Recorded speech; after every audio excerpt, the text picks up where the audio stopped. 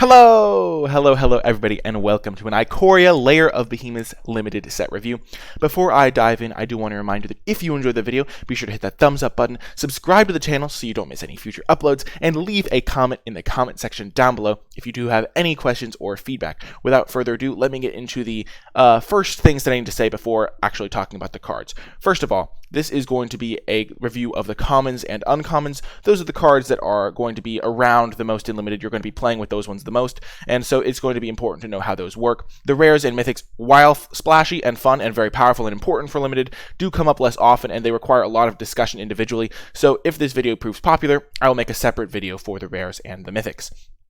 Additionally, I am not really a huge fan of grading scales. They kind of tend to gravitate towards the same range, even though they cards just aren't always going to be equal power level, because there's just going to be a lot of cards that are like, this is probably a little bit better than average, or this is a decent card. So there's a lot of cards in like a C plus B minus range in conventional grading scales, which doesn't really give you a lot of information. There's just not enough nuance in a grading scale. So I'll just instead give you a sense of when you should be taking the card, whether a card is best avoided, whether a card is worth an early pick, things of that nature, and hopefully that will help you overall.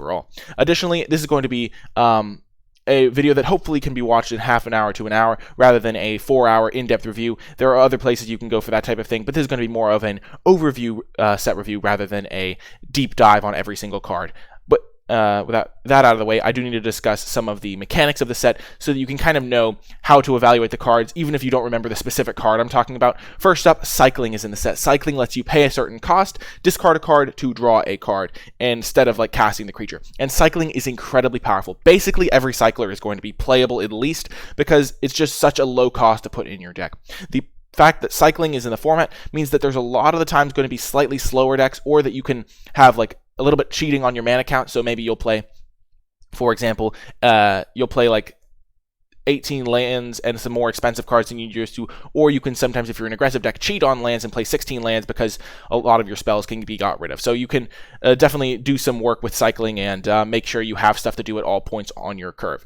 And next up, the mechanic is mutate. Mutate is a mechanic that lets you essentially combine two creatures into one creature. It gets the stats of the top creature, all the abilities of the creatures underneath. There are some weird rules exceptions. You can watch my rules video and mechanics analysis video for some of the exceptions with mutate. But basically, you combine the creatures into one. It works basically how you'd expect it to, and it's going to be a very key mechanic moving forward, especially in some of the more powerful commons and uncommons. And then the final mechanic in the set that is going to appear at the common level and uncommon level is keyword counters. And these are basically, instead of just giving a +1/+1 counter, you can give a creature flying permanently or vigilance permanently. And there are a bunch of different keyword counters you can give, and those are going to be important to keep in mind as well, and definitely something that will provide you extra value on your cards. So the three things, cycling is just going to be good. Basically, every cycling card is going to be playable. Mutate is going to be very powerful, and you have to analyze whether or not it's better to mutate onto your creature, mutate onto a separate creature that hasn't been mutated onto yet, or just play the card. And finally, the keyword counters are going to be providing real benefits to your creature. So a lot of those cards are also going to be deceptively powerful, as well as giving a permanent buff on like a combat trick is going to be great. We're going to be starting things off, diving into the cards at long last with the multicolored cards, so that you can get a sense for what each color combination is trying to do. From my initial estimation, it looks like black-green is going to be more of a graveyard deck. Red-blue is going to be more of a spells matters deck. White-black is going to be a humans strategy. Green-white is a little bit less supported, but it cares about vigilance based on the uncommon. Green-blue is going to be a mutate deck. Red-black cares about menace and can be aggressive and has some mutate as well. Blue-green is mutate. White-red is a cycling aggressive deck. Black-green is the graveyard deck I said already. Blue-black is kind of like, it cares about flash a little bit, but like it's going to be probably like a mutate control deck, things like that. White-blue is going to be a flyers deck. I just really did horrible organization. I was just kind of scrolling through. And green-red cares about trample. And I think that's all the color combinations. That's all the color combinations. But that's basically what the color combinations are trying to do, so you can evaluate the cards in that context as well. Back for more. Going to fit pretty well into that graveyard strategy. I think it's probably worth an early pick just because Normally this card wouldn't be as good, but the fact that there are large cyclers in the format means that you can get back a massive creature that you cycled earlier. Getting back a 7-drop or even a bigger creature is going to be relatively straightforward. You can get back a 6-drop or 7-drop pretty easily. Normally Back for More would suffer from the fact that you can't get creatures into your graveyard, but this is going to get you some value, and I think it's going to be a pretty effective card. It's also very, very splashable, which is nice because this format does look very easy to splash in, especially if you have a slower deck that can get to the late game.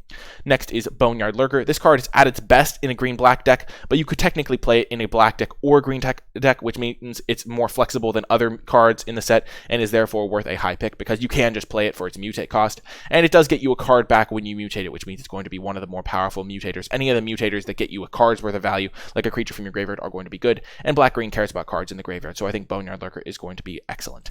Next up is Channeled Force. This card is another great spells payoff, and it lets you get cards into your graveyard because a lot of the spells care about having spells in your graveyard, and it also just takes out a medium-sized threat. Oftentimes you're going to be doing this to like discard 3 cards, sometimes even just 2 cards. But the flexibility is quite nice. I think it isn't going to be like a super high pick. The blue-red deck should be able to get the Channeled Force later in the draft, but it is definitely going to be a card you want in those blue-red decks. Next up, we have Dire Tactics. I'm super excited to play with Dire Tactics. 2-mana removal spell is going to be really powerful, and a lot of the time in white-black, you're going to be able to have humans and getting a 2-mana removal spell to take out a big mutate creature, because a lot of the times it feels like mutate is going to be a snowball-y mechanic. They'll get a big mutate creature and they'll just have like 3 mutates maybe on one, and they'll be triggering all of those, or they'll have one really important mutate trigger that you just want to stop, or they'll have a big creature earlier in the game than you might imagine, because mutate oftentimes comes with a discount, so they'll be hitting you with a 5/4 on turn 4, and Dire Tactics can take that type of card out before you take too much damage. So I think this card is going to be a very high pick. It's going to be splashable in decks that want to go to the late game, because 2-mana removal, I mean, it's unconditional removal, so you're going to want this type of card even in a deck that doesn't necessarily cast it just for just cast it on turn 2, because it is a premium removal spell, and I think it's going to be a high pick. Next up, we have General's Enforcer. This card is just it's basically, you can just look at this and be, oh, it's a 2-mana 2/3. That's great. And it can make 1/1s. That's extra gravy. The activated ability is expensive, but black-white does have kind of a slight go-wide theme, so getting those 1/1s on your creature is going to be great. The other part of the text is not really that relevant, but I do think General's Enforcer is going to be a great card. And probably worth not as high of a pick as the removal spell in black-white, because it's like, if you're not really going to want to ever splash this, and it's not really a card that you'll want outside of black-white as much, but it is still going to be great in black-white, and so is therefore like a medium to high pick. Like, think pick 3 to 5, you'll be pretty happy getting General's Enforcer. Next is Lore Dracus. Lore Dracus is a pretty powerful card. It works really well with cards that let you discard. There are some spells in red-blue specifically that let you like discard cards from your hand, and Lore Dracus means that you're going to be able to get those instants and sorceries back. So if you have cards, like typically Lore Dracus, you're like, oh, what if I don't have an instant or sorcery in my graveyard? But with your like clever use of discard spells, you can discard some instants and sorceries and then get them back with Lore Dracus, which means that you're going to be getting value out of that mutate trigger more often than not. You can also just play it as a 3-mana 2/3 and then mutate onto it later with something else, because if you mutate another creature onto Lore Dracus, you still get the card worth of value out of it. So Lore Dracus, I think, is going to be a great card. Again, I don't think it's a card that you need to take super early, because you don't need to be like, oh, I need to stake my claim to the blue-red deck, but I think it's going to be a good card in the format. It's just not really as high of a pick as some of the other ones. Another thing to note is it does have the hybrid mana cost for the mutate, so you can technically play this in a blue or red deck instead of just a blue-red gold card deck. So that is something to keep in mind. There will probably be some blue control decks running Lore Dracus, or maybe there's like a mono-red spells deck that you can get that'll run Lore Dracus, that type of thing. Keep your eye out and don't think, oh, it's a gold card, I have to just play it in my blue-red deck. You can play it in a mono-blue deck, and I think that could actually be pretty good. There's also another thing to note with Lore Dracus is there are some cycling spells. So you can cycle a spell that you'll want to get back later, get that card back, find your land drops, and then use Lore Dracus to get back that cycling. You're going to have more targets than you normally would because of things like that. Next up, we have Necropanther. This card is going to be pretty effective. You get it directly. You get the card directly onto the battlefield, which is pretty nice. And the mutate cost is not that expensive. A lot of the times I imagine you're going to play Necropanther as a 3-mana 3/3 and then mutate onto it later in the game, because you getting a 3-mana 3/3 on turn 3 is great, and then later in the game getting some value when your other 3-drops die or when your 2-drops die is going to be quite nice, because you can mutate something else onto Necropanther. I think oftentimes you're not going to want to save this card in your hand. You're just going to want to play it. I think it's worth a pretty high pick. Again, it's got the hybrid thing, so you can play it in a mono black, in a deck that is just black, which I think could actually be quite good, because green black definitely has ways to get things into the graveyard and maybe sometimes struggles to actually use the graveyard for card advantage, whereas Necropanther, you can have a 4-mana 3/3 essentially that you mutate onto your other creature and immediately get back another 3-drop. So I think Necropanther is worth a high pick, especially because of that extra flexibility. Next up we have Parcel Beast, which is actually just a fantastic card. You're going to be getting value out of this. You're going to be activating this every single turn you can. The mutate thing is good for this card because if it enters the battlefield attached to a creature that was already on the battlefield, then it essentially will be able to activate right away, and it has haste in that case. It's going to be a card that must be answered because it's just going to snowball and give you so much card advantage. I think you're going to be trying to get it to mutate onto something that's relatively cheap, unimportant, and then you can just get that extra value every single turn. Just make sure you always have that 1 mana up so you can be using your Parcel Beast to maximum value. Primal Empathy is in the next card, and it's another great payoff for being blue-green. This card looks fantastic. You either draw a card. One thing to note is if the creature is equal to power, it still counts, I think, as a card that you'll get to draw, because it says draw if you control a creature with the greatest power among creatures on the battlefield. It has to be the greatest power among creatures. If it's tied, you still draw the card, and otherwise you get to put a counter. So it's a win-win situation pretty much, and Primal Empathy is going to be a great card because of that type of situation. Yeah, because it's a creature with the greatest power instead of the creature with the greatest power. So I think that distinction is important. It definitely draws you a card on a tie. If I'm wrong and I get corrected in the comments, so be it. But that's my understanding of the card. Next up is Regal Leosaur.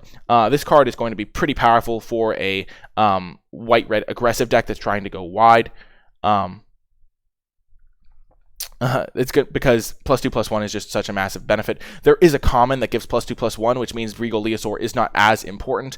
Additionally, Regal Leosaur can just be played in a white deck. Again, it has that hybrid thing going for it, but I think Regal Leosaur is going to be a powerful card, and one that you don't necessarily pick early because not every deck is going to want to go wide, but the fact that you can just get like massive benefit for your other creatures is going to be quite nice as well. You can even just mutate it on underneath the creature as an inspired charge effect that you can then get later with every other mutate creature. So basically, if you want inspired charge, which is +2/+1 all around, you mutate this onto your biggest creature. All your other guys get big, you attack, and then you can just keep mutating onto the same creature to just turn all of your mutate triggers into inspired charges, which is pretty good. Though again, not a super high pick because it is a little bit inflexible. Next is another red-white card, and I think this card is also going to be quite powerful. Just 2 mana 3/2, immediately great. And then every time you cycle a card, you get to like pay 2 to deal 2 and gain 2. So like 3 mana, deal 2, gain 2, draw a card is what every single cycling one card you have becomes, which is just insane. And I think Sevile Thundermane is going to be a pretty high pick just because of how powerful it is, and could even lead to some sweet cycling control decks. Next is Skull Prophet, mana ramp, fuels your graveyard. This card is excellent, definitely worth a high pick because it is just so powerful and really pulls you into a green-black deck and does everything you want it to do. Mana ramp is super powerful, I think, in a set with so many expensive, powerful cards. Our next uncommon is Sprite Dragon. This card is great, especially when you combine it with the keywords of blue-red and the power of mutate, because Sprite Dragon has flying and haste, which are 2 great keywords.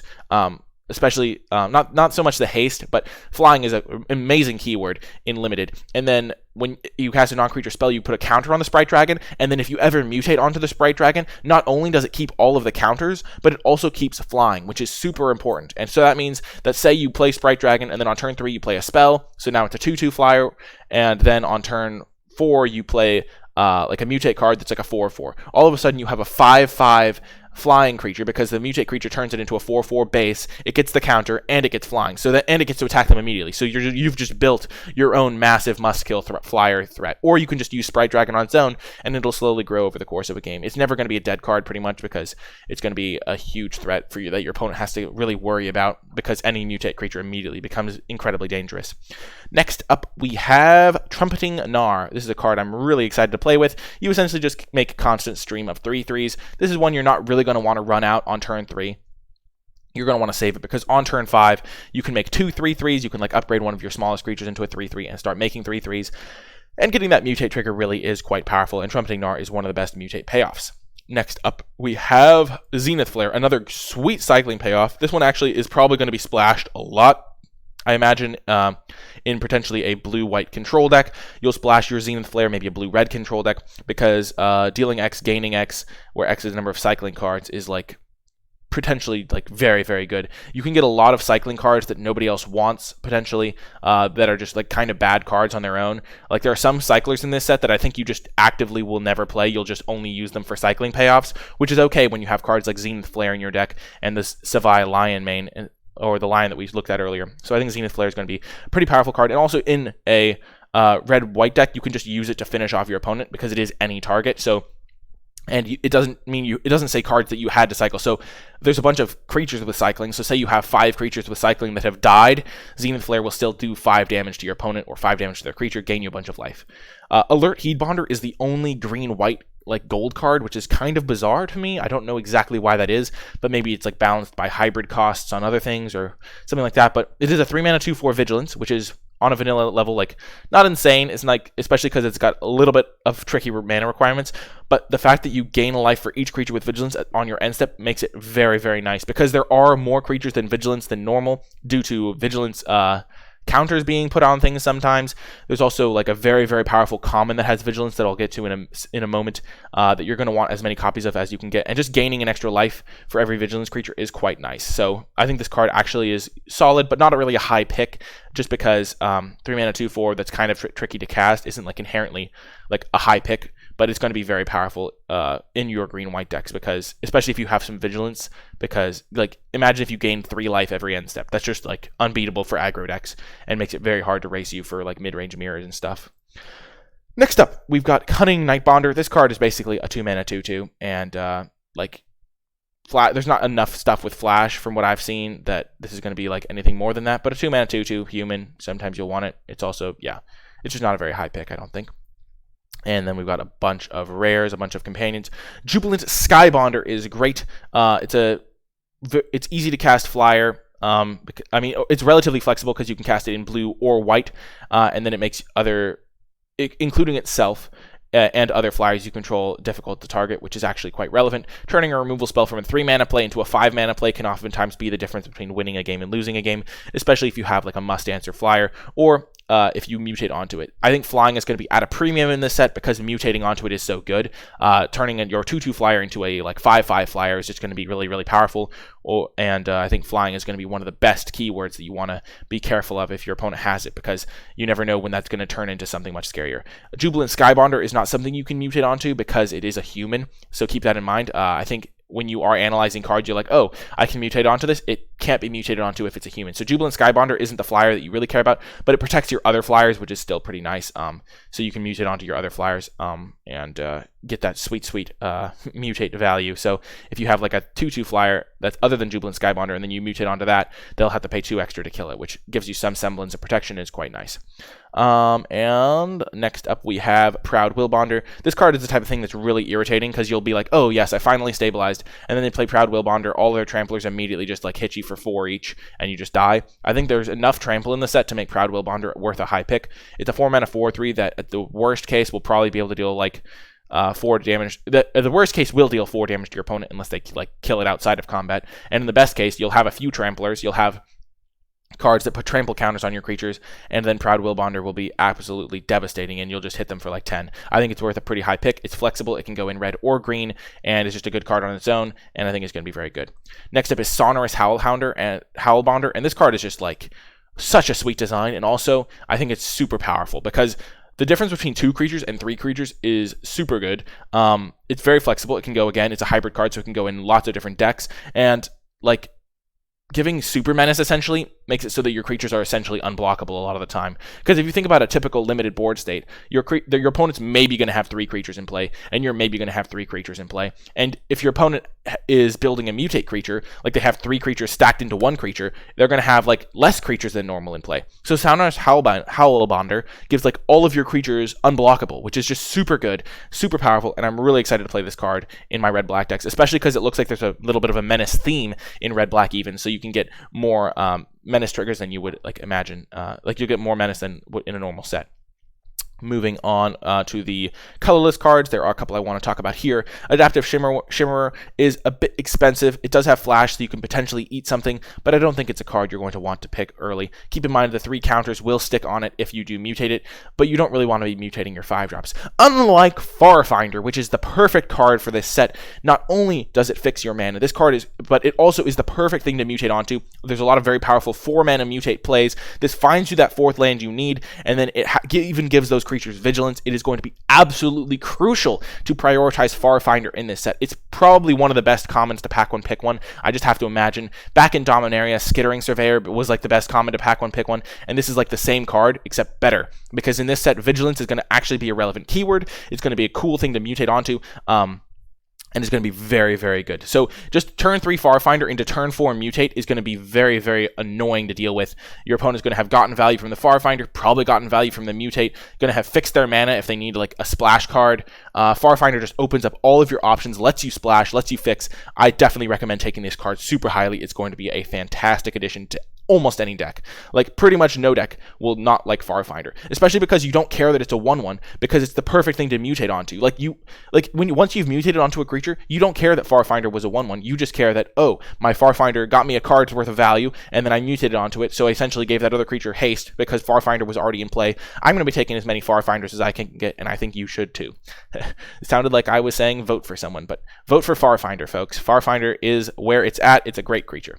Next up is Mysterious Egg. Not quite the same level as Farfinder. I don't really want to put a card that needs to be mutated on into my deck unless I have a very heavy mutate deck. I don't know how often that's going to come together. It could definitely be the case that you just want any cheap creature that you can mutate onto, but I think Mysterious Egg is probably going to be left on the sidelines a lot of the time, unless you have if you have 7 mutate creatures, I could see playing Mysterious Egg, because then it's actively again, same thing with Farfinder. You don't care about its base stat line. All you care about is that you have a cheap creature to mutate onto.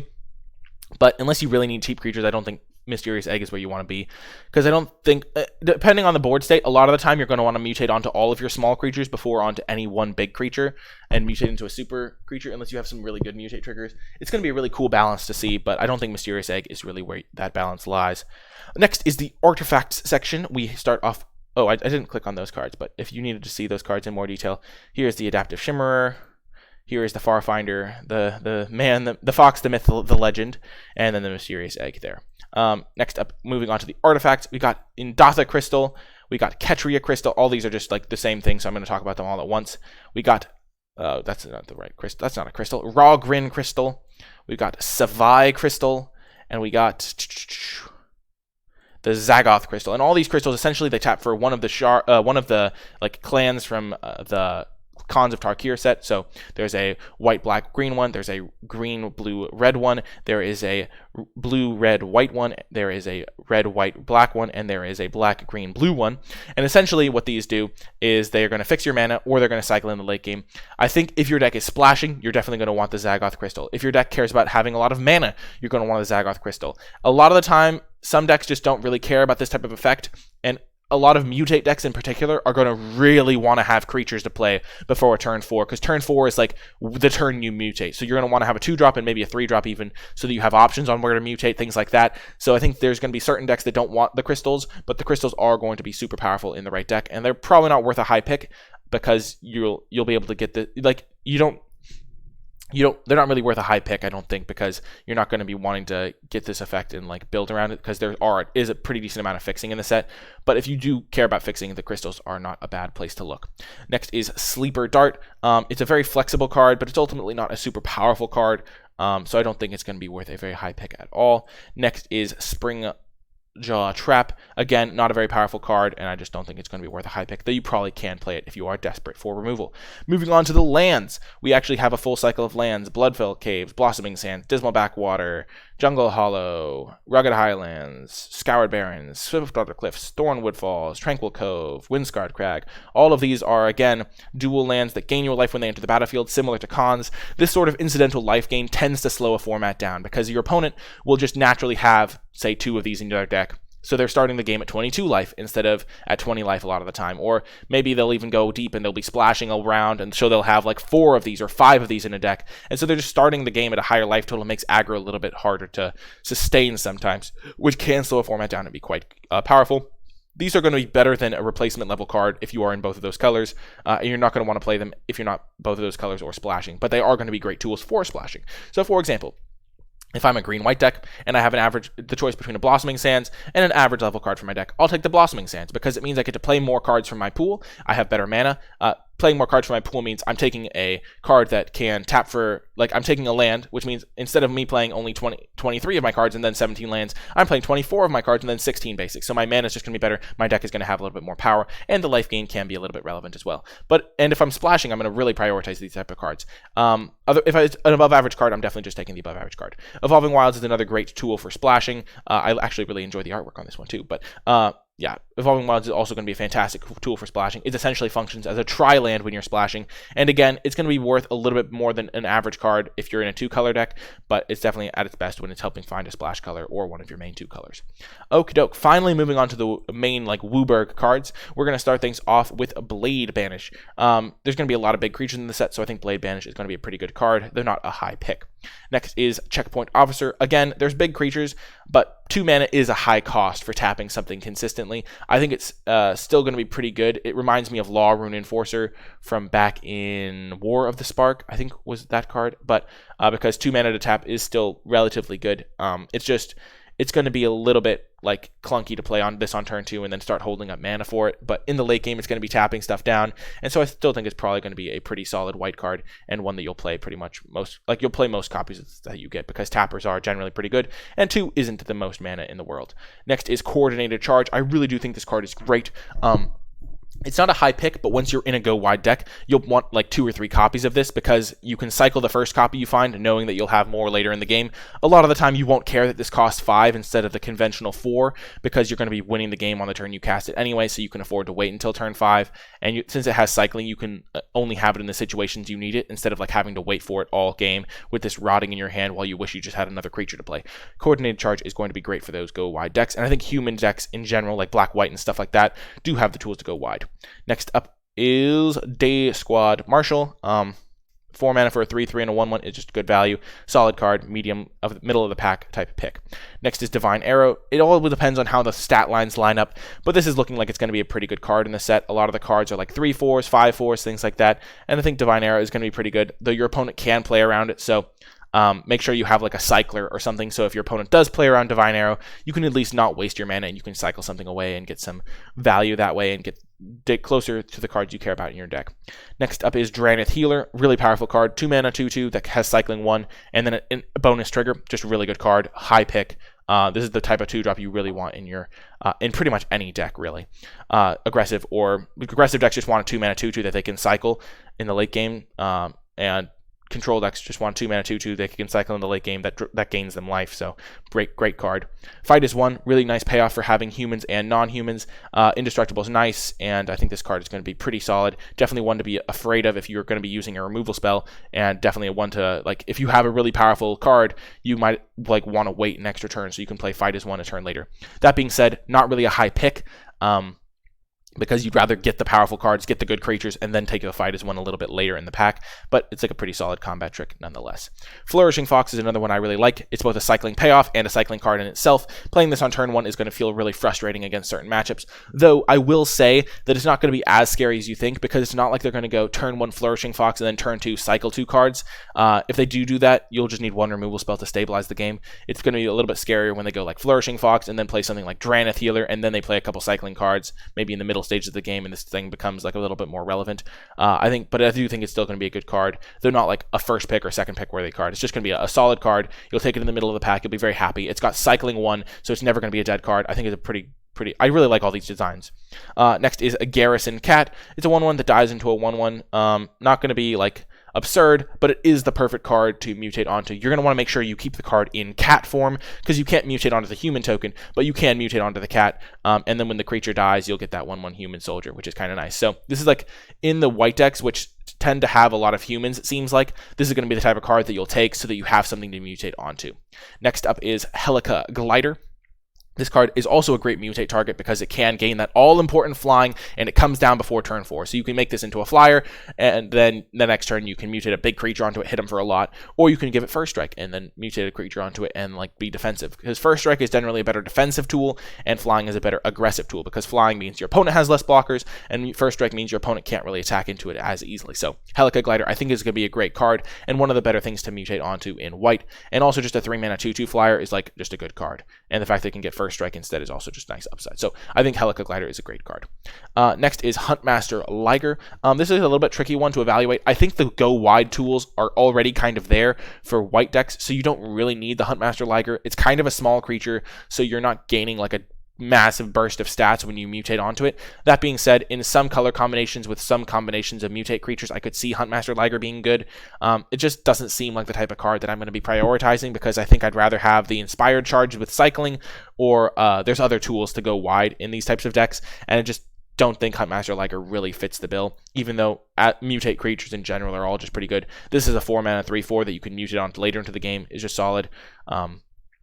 I think it's just going to be like, it's a solid card, but not a high pick, and I'm not going to prioritize it.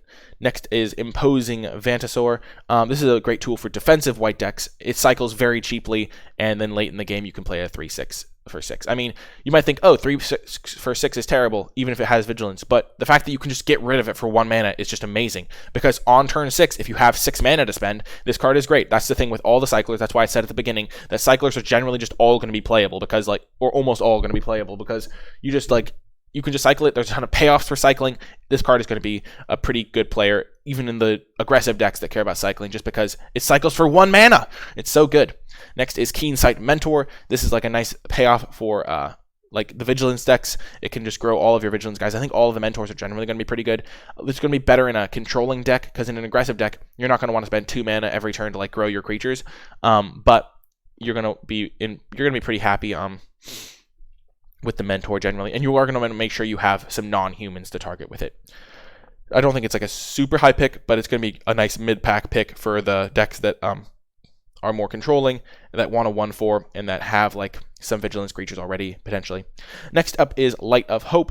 It's very flexible, but ultimately not super powerful. It's more of a sideboard card for if your opponent shows you some enchantments you care about, rather than a main deckable card.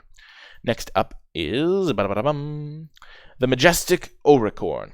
Again, the stat line isn't insane, so you're not really getting a ton of value when you mutate this. I think it's going to be at its best against aggressive decks, so if you're a control deck, you might side this in, but I don't even think it's a great main deck option, because you're just opening yourself up to a 2-for-1 when you mutate with this, and like, you're not getting a card's worth of value, because in a lot of matchups, 4 life won't really matter. Next is Maned Serval. It's a 2-mana 1/4 Vigilance, so it really works well in those controlling decks. It works well in the decks with Vigilance payoffs, and other than that, you're not really going to want it, but I mean, 2-mana 1/4 is going to be pretty good in a lot of situations, and it does give Vigilance, and it's a good card to mutate onto, so I think it does have a good home. Next is Pacifism. There will be more artifact and enchantment removal in this set going around, because you can main deck that type of card, because it has cycling a lot of the time. So Pacifism isn't going to be like, oh, it's going to be gone forever, but it is still going to be a very powerful removal spell and a high pick for sure, and definitely one that you're going to want to invest in early, especially for a controlling deck. If you can like mutate, like put this onto one of their big mutate creatures, you can just kind of stymie their aggression or things like that, which is really important. It's cheap interaction, which is always going to be premium. Next is Patagia Tiger, or Patagaya Tiger, or however you pronounce it. It's going to be a cool humans deck payoff. 5-mana 3/4 doesn't need a lot. I mean, 5-mana 3/4 flying doesn't need a lot to become a great card, and this is going to buff one of your other creatures, let your other creature attack, which is great. So I think this card is going to be a mid-level pick, but it's going to be excellent in those human decks. Next is Perimeter Sergeant, another way to go wide, and it's very easy to kill off, but it is also at the same time going to buff a lot of your creatures in white decks, because there are a lot of humans going around, especially 1/1s. Making those into 2/1s is going to make them more irritating. So I think it's going to be like not a high pick again. It's more of a mid-pack pick or a low-pack pick, but your deck is going to still want to play this a decent amount of the time. Next up, Sanctuary Lockdown. For the humans decks, if there is a great dedicated humans deck, Sanctuary Lockdown is going to be fantastic. like I can imagine situations where the board stalls, you have 4 humans, you spent 10 on their end step, you tap 2 of their creatures, and then you just attack them with all of your humans and really get them. So I think Sanctuary Lockdown is a good payoff for humans decks, though it remains to be seen how good those decks are. And I can't imagine taking this early and building around it, though if humans are common enough, maybe that is the case. It seems like the type of card that you'd want after you have humans rather than take it and then take humans. But I don't really know how many humans are going to be around. It's really hard to know that without playing this set, because some of the cards that say make a human might not be good enough, or some of them might be really good, and so everybody wants them, so it's hard to say how much of a dedicated humans deck you can get. Next is Savai Sabertooth, just a mediocre card, not really a high priority. Next is Snare Tactician. This is a really good cycling payoff, and it really just makes all your cyclers just so irritating for the opponent. Yeah, there's going to be a lot of situations where your opponent plays Snare Tactician and then plays a second Snare Tactician, and you just immediately know that you cannot win the game. So this card is going to be a very high pick for the aggressive decks.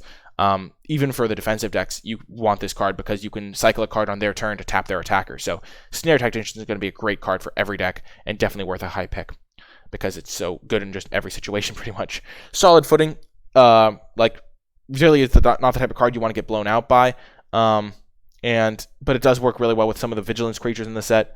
I think it's going to be really scary if they play like turn 2 Cat, turn 3 Solid Footing it, and hit you for 5. The mained Serval or whatever it's called.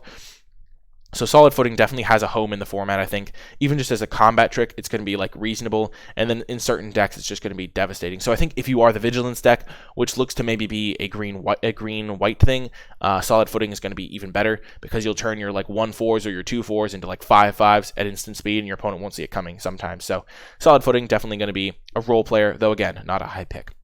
Next up is Splendor Mare. Cycling a card to give a lifelink counter and just being a 3-mana 3/3 lifelink. Just a great card, worth a high pick. Great in your controlling decks. Pretty good like in other decks too, just as a 3-mana 3/3 lifelink. Definitely a card that I'm excited to play. Spontaneous Flight. A sweet combat trick that also leaves the creature permanently with flying. It reminds me of Mighty Leap, which you would sometimes use to end the game, except this can do it over a 2-turn span. So imagine your opponent's at 8 life and you have a 3/3. You can all of a sudden play Spontaneous Flight, hit them for 5 in the air. Next turn, your 3/3 has flying, you kill them. Not going to lie, I kind of did that math on the fly, and it just happened to be that I said the right stats and life totals for that to work. I guess it's not that hard, but I'm still pretty proud of myself for that. I think it's going to be not a high pick again. A lot of these cards aren't high picks, but they're still going to be good cards in your deck a lot of the time, I think. But yeah. Keep in mind, it's not as good as a combat trick, but still is good because it's a good finisher.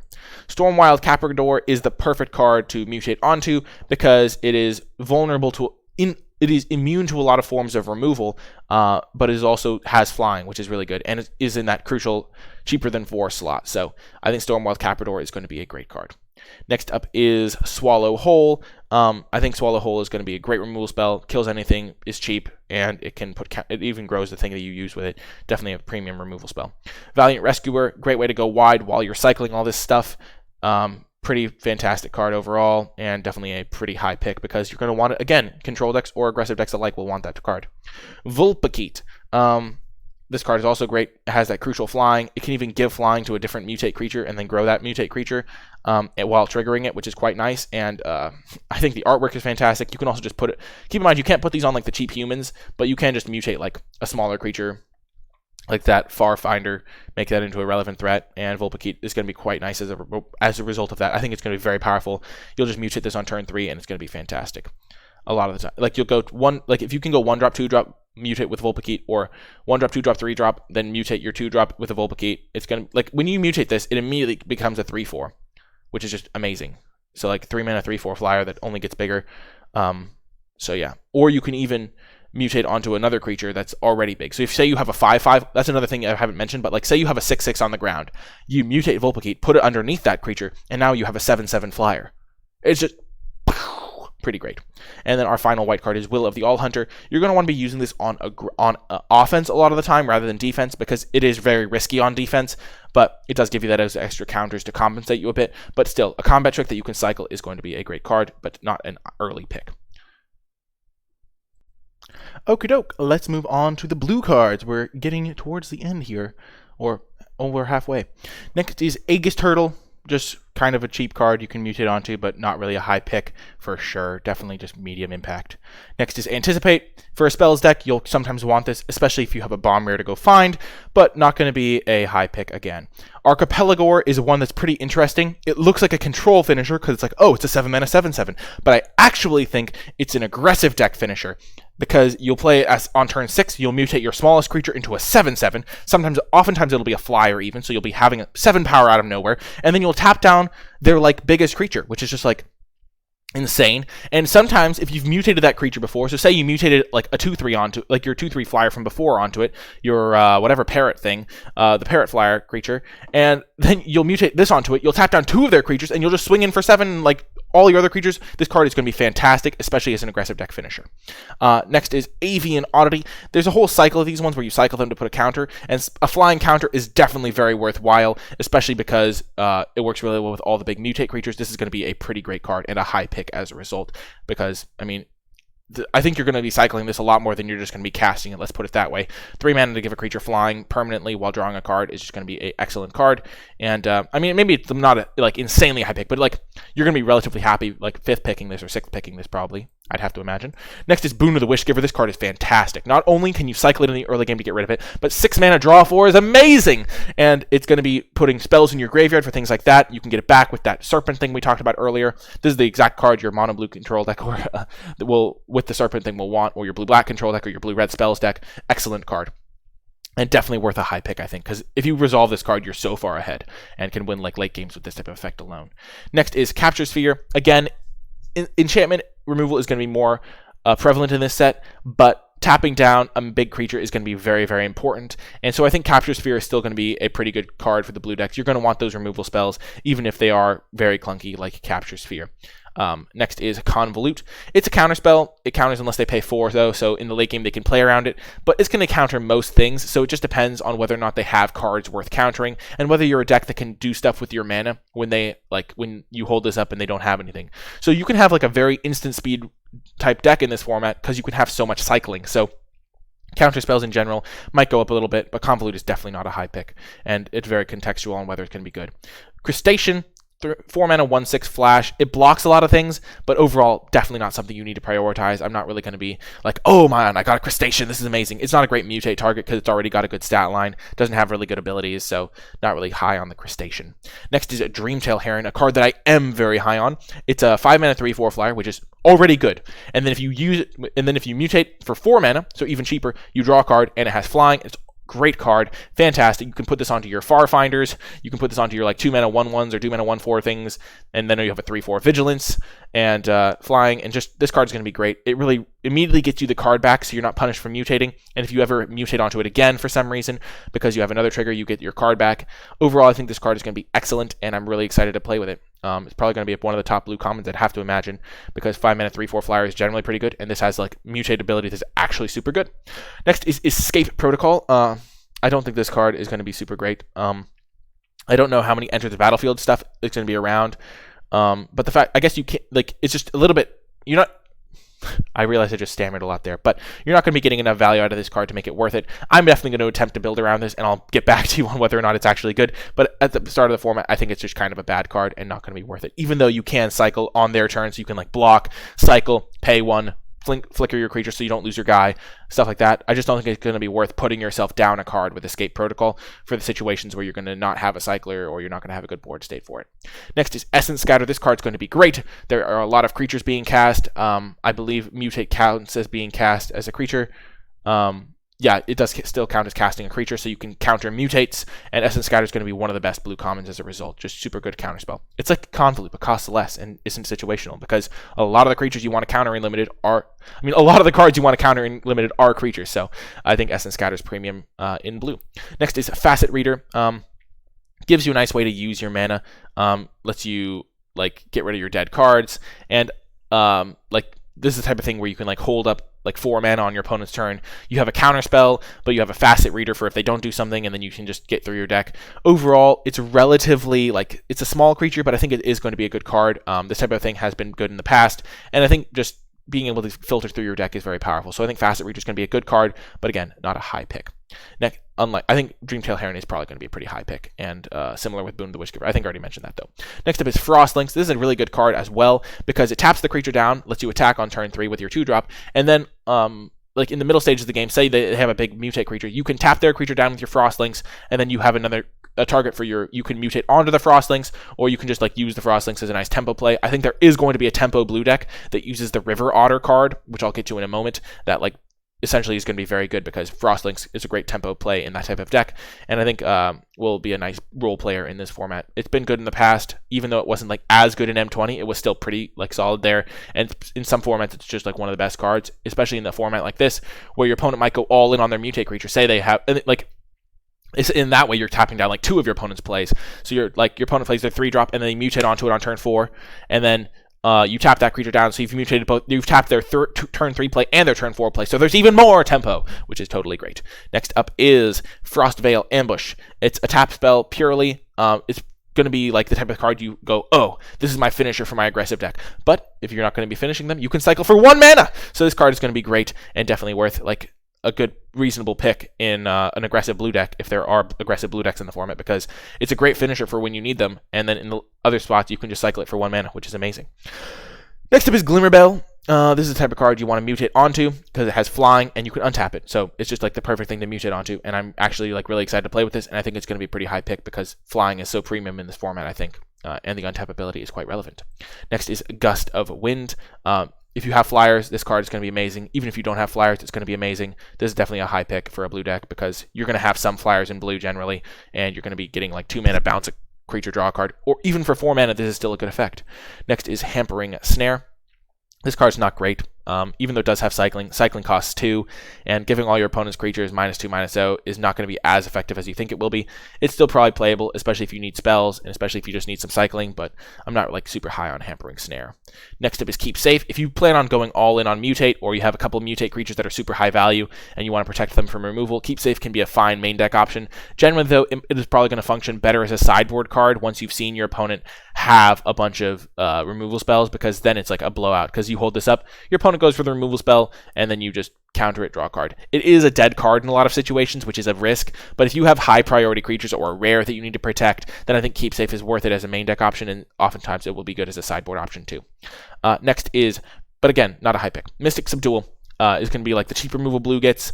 The fact that it loses, it's like a little bit more expensive than you typically expect from this, but they lose all abilities, which can be nice. I just don't think he's going to be very good.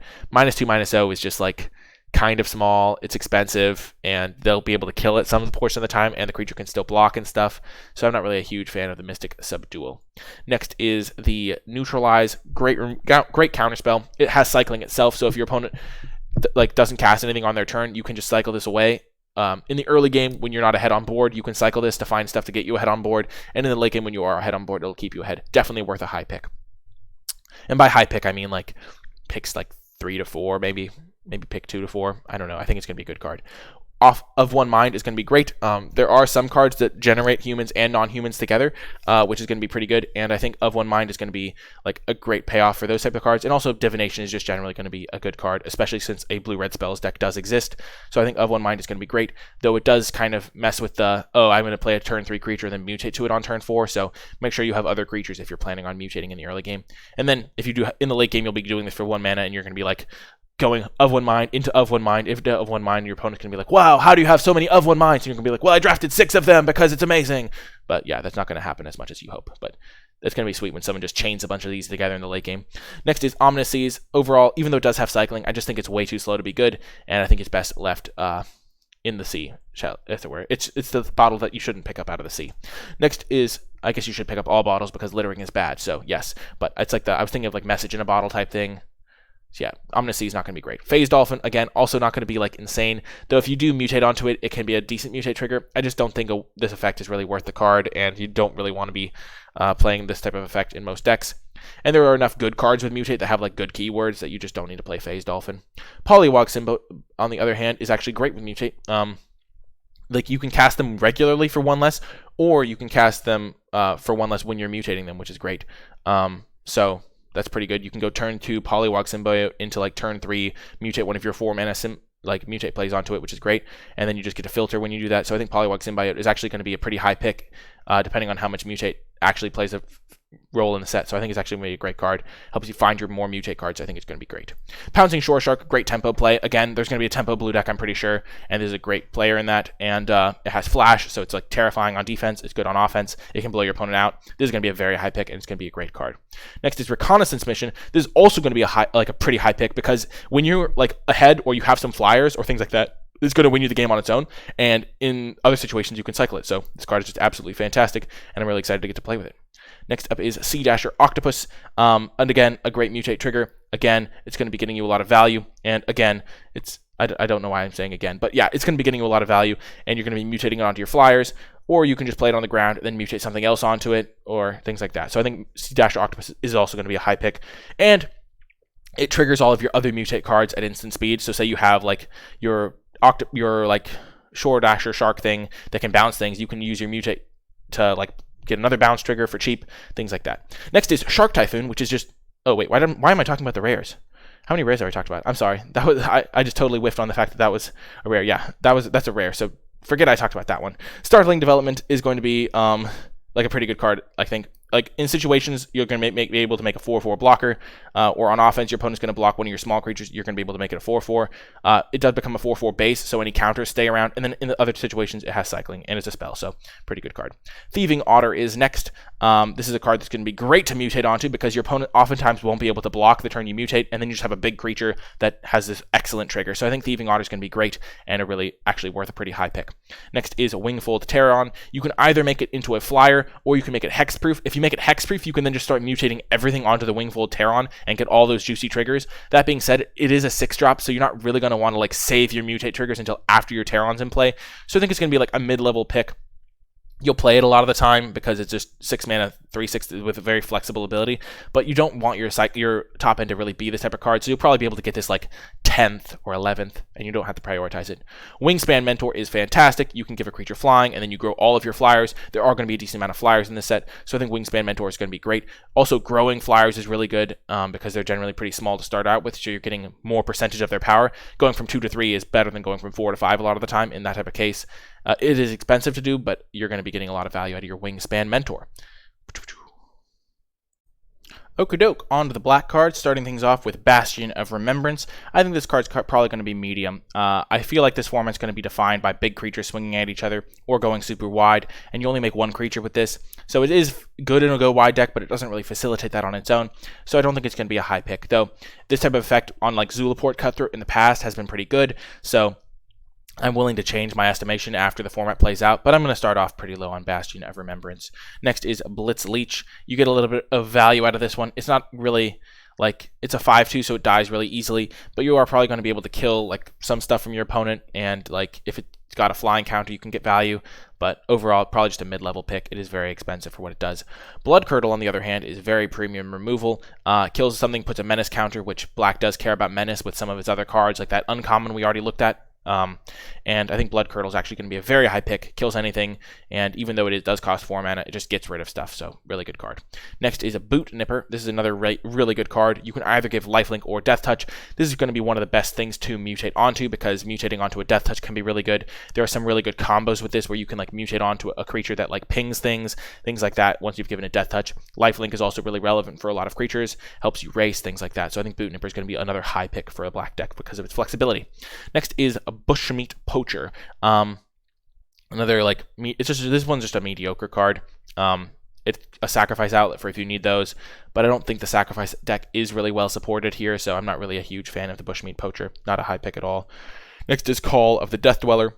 This is one way to get value from your graveyard, get some keyword abilities running around, but generally, 3 mana to return a 3-drop from your graveyard. If you have one in your graveyard, it's just not going to be worth it, so I'm not really going to be playing this card.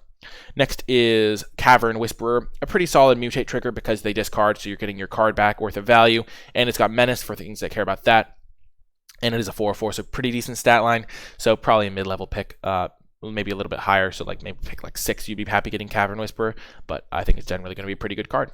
Next is Chittering Harvester. This card is fantastic, making them sacrifice a creature, especially because they're going to have less creatures because they're going to be mutating, means that you're going to be getting a lot of value out of your Harvester trigger, and you'll want to do this like multiple times potentially, so you can get Chittering Harvester, then you mutate something else on, they sacrifice again, you're getting a lot of value out of your Harvester, and I think it's going to be a very high pick, and going to be one of the best uncommons in the set, maybe. Next is Corpse Churn. This is a great way to get things back from your graveyard and also fuel your graveyard. It depends. If you have a really good rare to go get, then it becomes better, but generally 2 mana to like dig into your deck and look for a creature isn't going to be great. So I don't think this card is a super high priority. Next is Dark Bargain. It's a pretty good card draw, fills your graveyard if you have some graveyard synergy, gets you some card selection. So I think this card's going to be solid, and it does work at instant speed, so you can like hold up this and counter spells. So it's probably just a pretty good card. It was good when it was in Dominaria, I will say that much. And the artwork's pretty cool, but I mean, artwork doesn't make the card better. I mean, other than aesthetically. Deadweight, probably one of the best commons in the set, and just kills stuff. It's very cheap, very efficient. It can even just shrink bigger threats to make them less relevant. And against the mutate decks, one of the ways to fight them will be to just kill all of their smaller creatures in the early game, so they have to play their mutate cards for full cost. So that's going to be a really nice way to do that, is Deadweight. I think Deadweight is going to be a premium card in the set. Next up, we're looking at Durable Coilbug, another graveyard payoff of sorts. It's a pretty decent card to mutate onto because you'll get it back later and you can mutate onto it again, but it is very expensive to get back, so just a medium level card, not really a priority. Next is Duskfang Mentor. This is one that cares about lifelink, and it can put the lifelink counter on, kind of like all the mentors. I think it's going to be a pretty solid card. Again, all the mentors are pretty good for late game decks, and some of them are even good for control decks, but this one in particular is good for late game decks because lifelink is one of those mechanics that is pretty good at keep making the game go long. Helping you win the late game with Duskfang Mentor, just slowly pumping all your creatures or several of your creatures is going to be great. Easy Prey, again, it has cycling, so it's never going to be dead. Killing a 2-drop so they can't mutate onto it later is also going to be good, but it's probably not like insane because a lot of the cards you want to kill are like 3-drops, 4-drops, 5-drops, and 2-drops are like not that common. So if your opponent only has 5 2-drops in their deck, you're going to be cycling Easy Prey a lot, but it's a cycling removal spell, so still going to be pretty good. You're not getting any mana advantage either with this, so I don't think it's like an insanely high pick because like you're never like going, oh, I killed your 2-drop, this is amazing, because you spent 2 mana to kill a 2-drop. But it does have cycling, so it's probably still going to be pretty solid. Next is Gloom Pangolin. It's a 3-mana 1/5. No real redeeming qualities here. Doesn't have any keywords for helping mutate, so I don't really... I'm going to pass on the Pangolin. Boom! Alliteration. Next is Grim Dancer. This card does have keywords, and they are scary, especially if you mutate something bigger onto it. But even just like making it into a Menace Death Touch is great, or a Death Touch lifelink for defensive purposes is going to be great. It is just going to be fantastic, and I'm really excited to play with Grim Dancer. Definitely worth an early pick.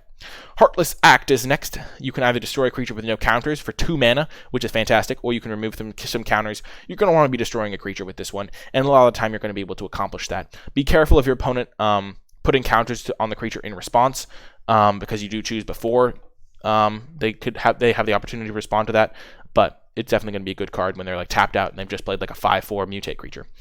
Next up is Insatiable Hemophage. Definitely going to be scary for aggressive, like if a deck is closing down on you and they've got like a big mutate creature. Probably not like the highest pick, but definitely like up there, because this is going to be really scary for aggressive decks, because this can sometimes ping them for like 2 damage and then 3 damage and then 5 damage just like out of nowhere if they've been mutating a lot. Death Touch is a pretty good ability with mutate because it just means it's going to be like pretty relevant, and even just playing this at a 4-mana 3/3 Death Touch is going to be like reasonable. So I think Insatiable Hemophage is a good card. Next is Lurking Deadeye.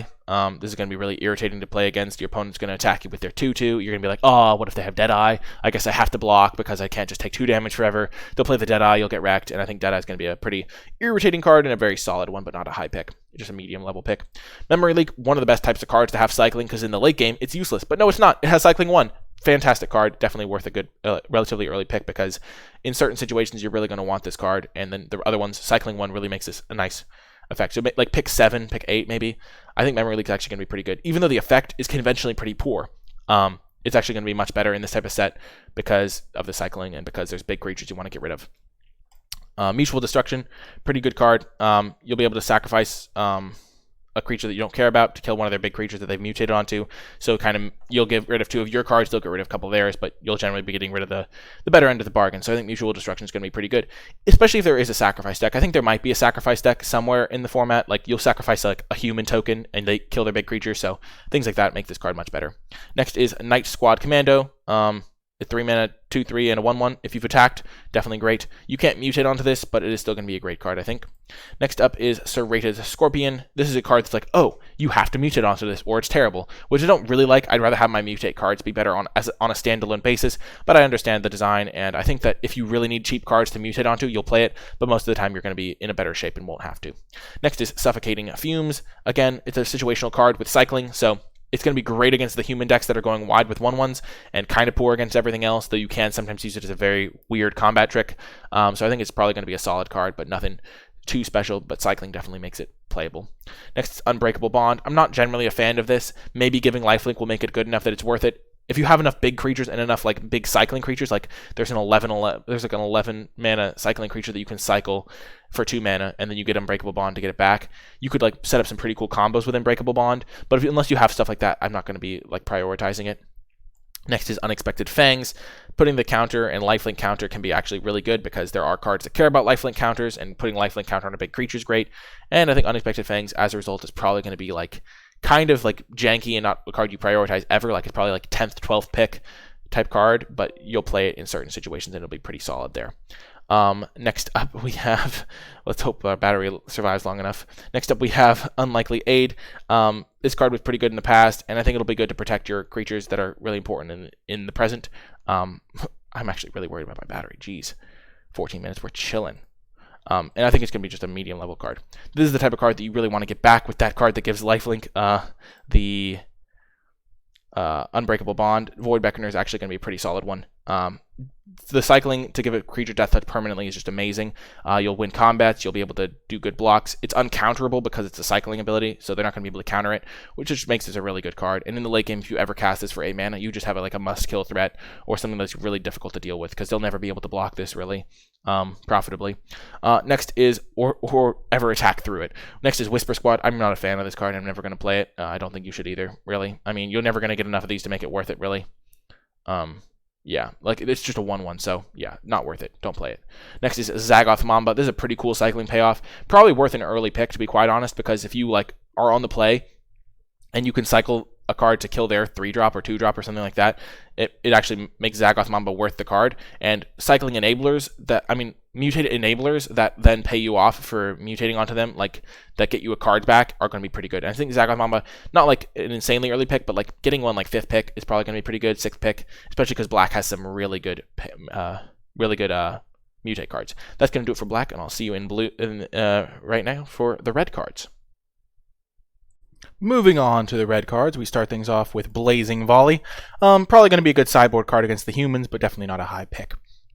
Next is Blister Split Gremlin. This card is actually I think it's going to be a pretty solid card, but I don't think it's going to be like insane because paying 1 mana every time is a lot, but it can really add up. So I think it's probably like you'll get this card like 10th or 11th. You don't need to prioritize it, but in the right deck, it can actually do a lot of work. So, like, don't undervalue it too much, but don't pick it highly, basically.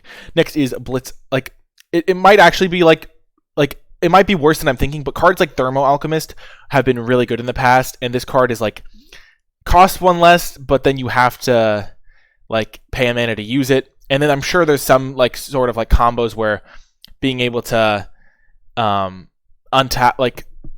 able to untap it is going to be relevant for like certain combos later on down the line, and you can also mutate onto it, obviously, which is going to make it a little bit better as well. Next is Blitz of the Thunder Raptor, a great payoff for the spells deck, and definitely a card that you don't have, like, that I would actually probably take relatively highly and then build spells around it. Like, I think it's powerful enough to be justified doing that, but you can probably also get it a little bit later if you are in a spells deck. So if you take this like 4th pick, you're not going to be too unhappy because you can then just build around it. But you can also probably get this card like 7th if you're in the right archetype and nobody else is drafting it. Next is Cathartic Reunion. Going to be dependent on how many spells, how many you have, how many cards you care about that care about you casting spells, how many cards you care about how many cards you have that care about you having instants and sorcerers in the graveyard. But this could definitely be a pretty solid card. I'm a little bit wary of this type of effect early in the game. Like, I think you'd rather cast this later in the game because I think you're going to want to have early defenses established so your opponent can't just start bashing you with a mutate creature early on. But I do think Cathartic Reunion could have a place in the format if the spells deck is like a real thing, which I think it will be. Next is Clash of Titans. I like how they've used this epic name for this epic artwork, and I think it's actually going to be a really good card. Keep in mind, you don't have to choose your creatures. You can have 2 of your opponent's creatures fight each other, kill each other off. If they have a Death Touch creature, it's going to really punish that. If they have 2 big creatures with like complementary stat lines, like a 5/7 and a 7/5, you can have those fight each other. Or worst case scenario, you can have one of your creatures fight one of theirs. Not the end of the world. This is going to be a high pick and a really good payoff for being in a red deck. It's also an instant, so you can get some cool value if they go for like a combat trick or things like that. Next is Cloud Piercer. This is the type of card that is like the kind of default mutate card I think of when I think of mutate. It doesn't get you an insane amount of value when you mutate, but it gets you a little.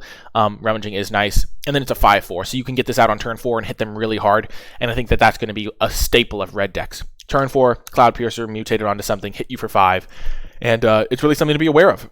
It's definitely going to be a pretty medium, middle of the pack pick. Probably like pick 6, pick 7. I'll be pretty happy getting a Cloud Piercer. And maybe even a little bit earlier than that because Cloud Piercer definitely hits like a truck.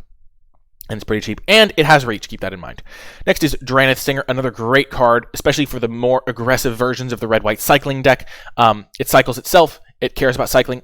1 extra damage actually matters a lot. Like, imagine if you could just play like 6 copies of 1 mana, deal a damage to your opponent, draw a card in your deck, and then like that you could randomly cast for as other things later. That's basically what Drannith Stinger turns all of your cyclers into, and it makes you like, if I had 3 Drannith Stingers, I might start playing off-color cyclers. Like, there's definitely a threshold where you will play off-color cyclers, and I think Drannith Stinger is going to be a pretty early pick for the aggressive decks in this format. Next is Ferocious Tigerilla. I like this card. I like that it can work in the decks that care about Trample or the decks that care about Menace. As we saw before with those hybrid uncommons, there are cards that care about both in the set, and I think that if you have like a card that can give a trample counter in your hand, you're more likely to give Menace, and vice versa. There are ways to give it like more counters overall. It's not the perfect card to like mutate onto because it's already relatively big, but it's just going to be a big creature on its own. It's going to have a good keyword, and I think it's going to be a good card. Definitely like a pretty good pick. Like if you got that like pick 5, pick 6, it'd be pretty good, I think. It's also pretty easy to cast, just a single red.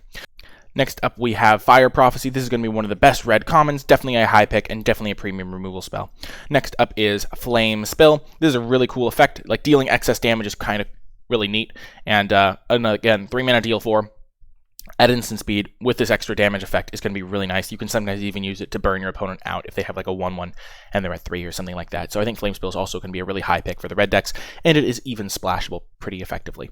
Next is Footfall Crater. I think most of the time you're going to play this if you just care about cycling. So again, with like the Drannith human or the Fox that gets a +1/+1 counter when you cycle, or the uncommon that cares about having cycling cards in the graveyard or things like that, you'll just play Footfall Crater because nobody else wants it. It's not a very powerful card. I think 90% of the time you're going to be cycling this card, and then maybe the other 10% you'll play this card in the very late game as a way to give a creature haste by surprise. But most of the time it's going to be just as a cycling payoff, which is fine because there's enough cycling cards that like get rewarded you for cycling cards that you're willing to play like cheap cyclers just like this that have very, very narrow value. Next, and I don't think it's a high pick at all. You'll just get that card super late, and you'll be happy with it. When you in the decks that want it, you'll be happy with it, and you'll get it super late for those decks. Next is Forbidden Friendship. This is the perfect a pretty good enabler for multiple archetypes. It gives you humans for decks that care about that. It gives you non-humans for decks that care about mutating onto them, and overall making 2 1/1s for 2 mana is just going to be pretty solid. One of them even has haste, so you can go Forbidden Friendship, Cloud Piercer on turn 6 and hit them for 5 by surprise. Overall, I think it's going to be a pretty solid card, but not a high pick.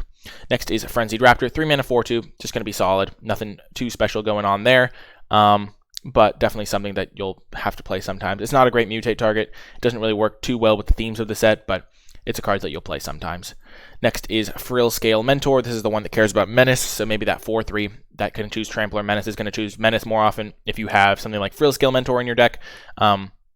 This one's actually just like a 3/2 on its own. 3 mana 3/2 is just pretty solid, like as a body that puts Menace on something else. Just a good card. Like the other ones have sometimes been understated to compensate for the ability they give, but this one was just a 3 mana 3/2, which is solid. And then you can slowly grow your Menace creatures, which I think is really nice, because Menace is one of those abilities that really does well when you've grown the creatures to a certain point, because then it's going to take out 2 creatures when it gets blocked. So I think Frill Scale Mentor is definitely worth a high pick. Next is Go for Blood. This is another great red common. Fight spells work really well, and you'll prioritize bigger creatures if you have this. But even then, like, if you just have medium creatures like a 4/3 or a 5/4, you'll be able to take out some smaller utility creatures that you care about with Go for Blood, and you can cycle it. It has cycling. It's amazing. This card is fantastic. Definitely a high pick for red decks. It'll work probably best in like red-green where you have big creatures, but really any color combination is going to really thrive with this card because red has some pretty big creatures on its own. Next is Heightened Reflexes. This is the effect we've seen before, but the fact that the first strike counter stays makes this much better. And I think this card's actually going to be like a main deckable combat trick, whereas before this type of effect would have been kind of subpar. But I think it's going to be like a pretty, it's not going to be a high pick at all. This is the type of combat trick that's very replaceable, but it'll actually perform pretty well when you do play it.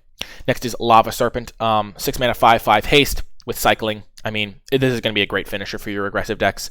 You can cycle it in the early game, get all your cycling payoffs, but then in the late game, it's coming in hot. It's a little bit overshadowed by the fact that mutate creatures like Cloudpiercer will kind of already have like artificial haste by just mutating onto a creature that was already in play. But I still think Lava Serpent is going to be an excellent card and definitely something to be afraid of if you are a controlling deck. Not really insanely high pick, but like getting one of these like 6th will probably feel reasonable to me. Next is Momentum Rumbler. I really like this card. 4 mana, 3/3, attacks as a first striker, so it already is pretty easy to attack. And then after that, it gets double strike. So 3/3 double striker is just really irritating to deal with because it essentially is like a 4 mana 6/3 with some sort of evasion. And I think Momentum Rumbler is going to be and it's also going to be like really good with like mutating onto it, even though it is already a 3/3, because giving double strike to like a 5/4 is like much better than giving it to a 3/3. So could be a pretty good card. Could be a pretty good card to mutate onto, even though it is already relatively big. So you don't need to mutate onto it by any means. So I think Momentum Rumbler is going to probably be like a medium to high pick. Next is Porcupine. This is a really good card. It works super well with the variety of cards that give Death Touch because it deals X damage to any creature where X is the number of times it's been mutated. So if you mutated this onto a Death Touch creature, it does 1 damage, but it has Death Touch so it'll just deal 1. And then in like other decks, you can maybe play this after you've mutated a couple times and start like dealing 3 damage or like it's to any target. So it's like a really cool like combo, and it works pretty well with the like 1-drop that you can pay that untaps whenever you play a non-creature spell. That type of thing. I think Porcupine is going to be a very high pick and is going to be very good, especially when paired with Death Touch, which doesn't seem that hard to find, honestly. So if you can get some Death Touch cards like in a red-black deck, it's going to be great. And if you can just get a couple of good mutate triggers going in other color combinations, it's still going to be great. Pingers should not be overlooked. Pingers should not be overlooked, and I think this card is going to be fantastic. Next is Prickly Marmoset. It's got a good ability for mutate with first strike. The cycling ability is also relevant because it'll stick around even after you've mutated onto it. But even without that, 3 mana 2/3 first strike with this ability is just great. So definitely going to be a pretty high pick because cycling is going to be a key part of the red decks. Like if you attack your opponent with this and they're at like 8 life, they've got to have some sort of worry that you're going to cycle 3 times, or that you're going to cycle twice and put them to 2, or cycle once and put them to 4. Like, it's terrifying. It's really hard to block. I think Prickly Marmoset is actually going to be a pretty high pick. Next is Pyroceratops. This is going to be a great card for your blue-red decks. Even other color combinations are going to have some number of spells, and it's also just, even though it's small, it's pretty reasonable to mutate onto this, because if you mutate like a Cloudpiercer, again, you get the trample, and you also get all the counters that it had on it. So while I wouldn't recommend like mutating onto your expensive creatures in general, there are going to be cases where you mutate onto this because it's just going to present a game-ending threat. Like if your opponent is at 6 life and you have a 4 or 5, and you have like 3 counters on your Pyroceratops, all of a sudden mutating a Cloudpiercer onto it makes it a lethal threat that they have to chump block. So keep those situations in mind, but this card is just going to be pretty good in general. This type of effect has been good in the past, and I think there's enough non-creature support to make this good. Next is Raking Claws. Giving a creature double strike is nice, and having cycling is a nice benefit as well. It's not the best combat trick, but it's playable, and cycling makes this good. So you'll take this like towards the end of a pack and play it sometimes. Next is Reptilian Reflection. I think this card's actually going to be pretty good.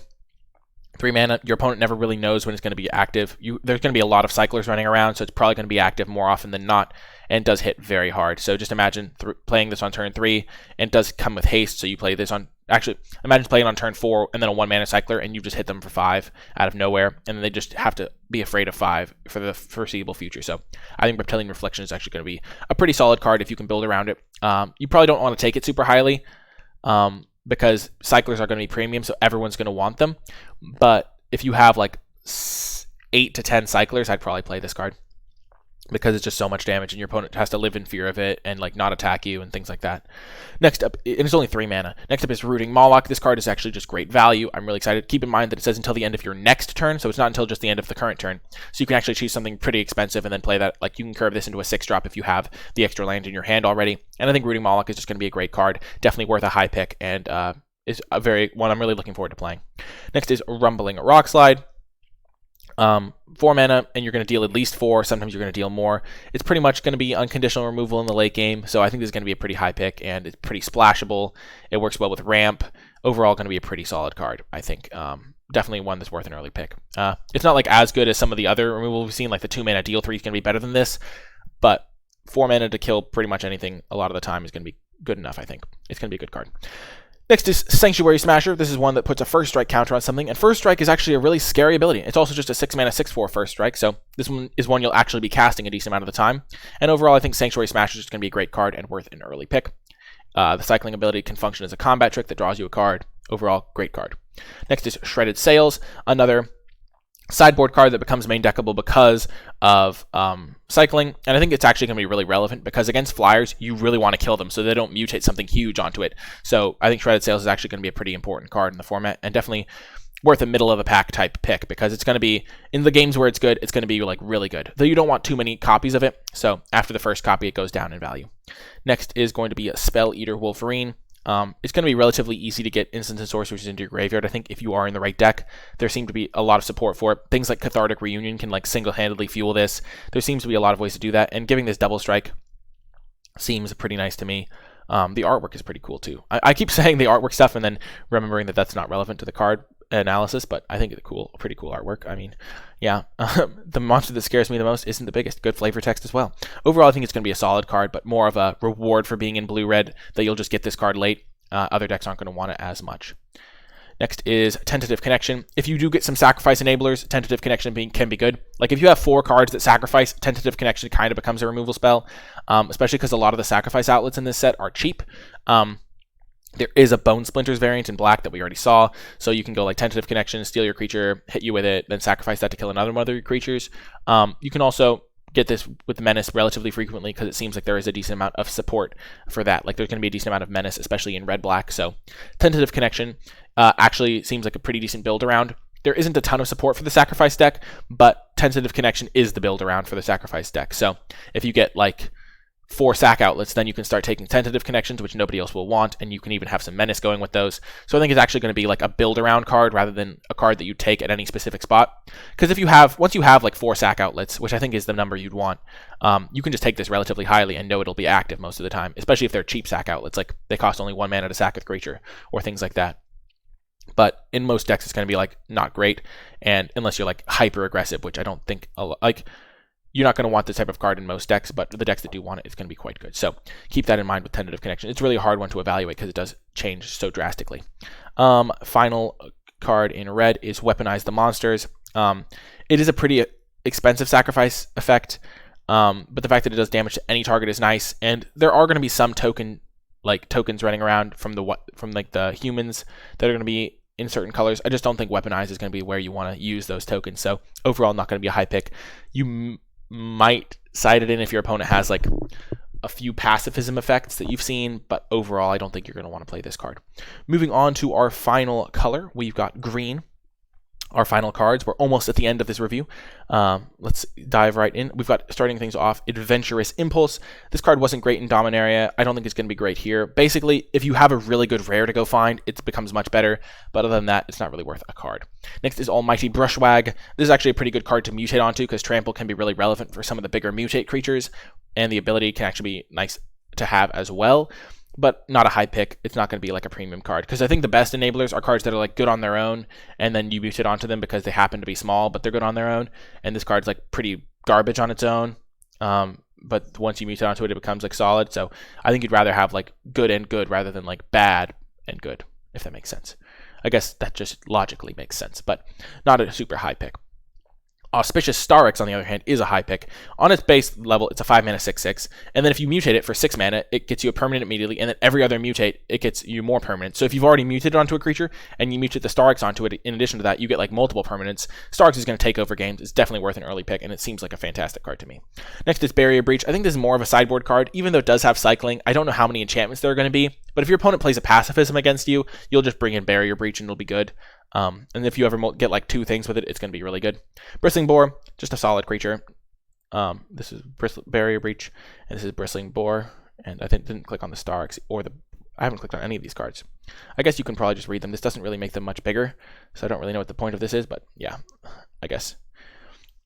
Yeah, Bristling Boar, just going to be a reasonable creature. It's not going to be super high priority because it's already relatively big, doesn't really mutate very well, and doesn't have any keywords, so not really sure how good it's going to be. But if you do give this Menace with a Menace counter, it just can't be blocked. So keep that in mind. If you do have Menace enablers, put them on Bristling Boar and it will not be able to be blocked, which is just actually really powerful. So in decks like that, it'll actually have a really good home. Next is Charge of the Forever Beast. I'm not a huge fan of this card. It requires a lot of setup to be good. Because you actually have to have a good target. You have to have a creature card in your hand. So in the late game, it's a pretty miserable top deck. And like in the early game, sure, you'll have like a 5-drop, like a 5/5 that you can kill something with, but the fact that it's a bad top deck really makes me wary of this type of card. So while it is playable, it's not a high priority. I keep saying not a high priority, but I really do mean that type of thing. Essence Symbiote, I really like this card. You don't actually have to mutate onto the Symbiote to get the value from it. Like you can get the counter on the creature and the life gain even if you mutate onto something else, but mutating onto the Symbiote is going to be reasonable as well because it is a cheap card that like seems reasonable to mutate onto. So yeah, I like Essence Symbiote. It's going to be like a mid-level pick. Next is Excavation Mole. This is going to be at its best in black-green, but even without that, it's a 3-mana 3/3 with Trample, which is just good. Milling yourself is just going to be good generally as well, even if you have only 1 card that cares about it, or even 0. It just gives you more information about what's left in your deck, so you can base your decisions on that. Self-mill, probably not going to happen that much in this set. I haven't seen any real support for mill. So milling out, not natural decking is not really going to be a thing, but having more information about what you're going to draw, your outs, things like that is actually kind of relevant information a lot of the time. And it's a 3-mana 3/3 Trample, which is just good. So definitely a solid card and one I'll take like in the middle of a pack. Exuberant Wolfbear, nice way to like mix in the care about humans, care about non-humans type thing. This one actually does care about humans, and you can make your humans into 4/4s. If you do ever mutate onto Wolfbear, though I don't know why you do that because it's already a 4/4, you can like make your humans into that size as well, so that's kind of neat as well. Or if you just give it like +1/+1 counters from something, things like that, Exuberant Wolfbear will pass those stats on as well. But overall, this is just going to be a great card and one that you'll take early and build around it for your humans that you're going to have in your deck probably, especially because if you play it in a green-white deck or something like that, and green-black will probably have some humans as well.